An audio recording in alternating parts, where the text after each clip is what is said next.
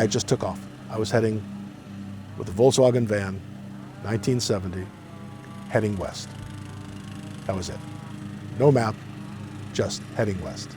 I started planning to leave the country because I knew I wasn't going to go to Vietnam. This was a time when there was a draft, and so if someone got a D, that could mean the end of their life. At a certain point, I thought that I would end up in jail for so long, I just would never get out. I never, ever thought of Canada. I never thought, well, I could always go to Canada. It was not an option. I didn't know that Canada exists, quite honestly.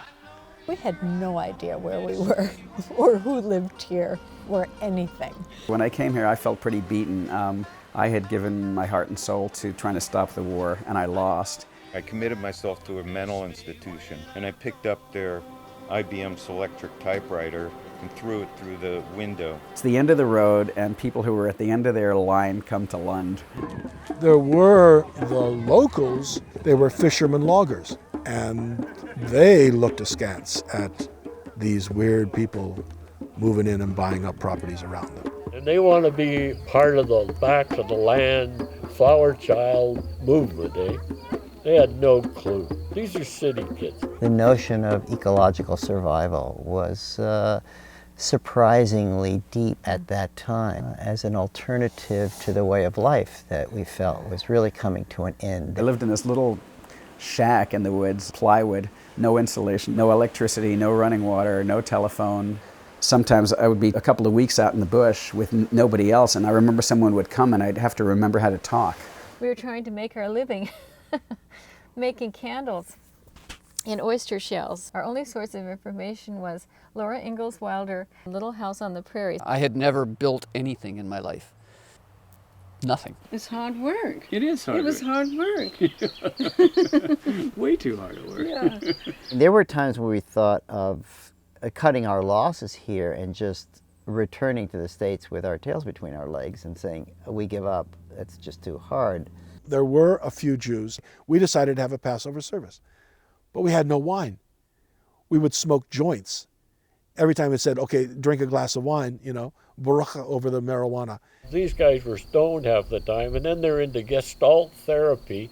I could hear this screaming. The dog started howling, and Ronnie started howling, and I started howling. And it was getting off the train and going into another reality, it really was. We had this whole idea of a commune and living together and working together, and it was a wonderful utopian ideal, the whole thing that we're not going to be possessive, we're not going to be jealous. Yeah, well, you have your partner sleep with someone and see how you like it, you know.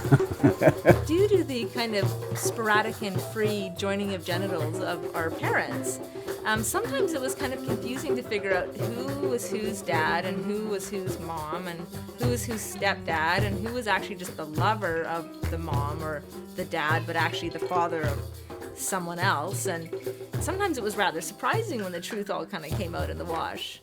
I'd say some of my values are alternate, and some of them, my son thinks I'm a very square, right-wing, bourgeois, blah, blah, blah. I'm a Lundy. I'm a born and raised Lundy.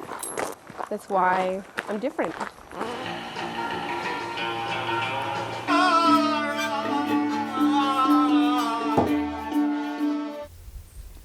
No, I don't see myself living here. But yeah, I mean, the 60s are over, but they're not as over here as they are in some places, right? like, if I had to do it now, I'd say you're crazy. How could somebody like me find a place like this? It's provided me with a story of my life. Coming here and what happened during that time is a story I like to tell myself.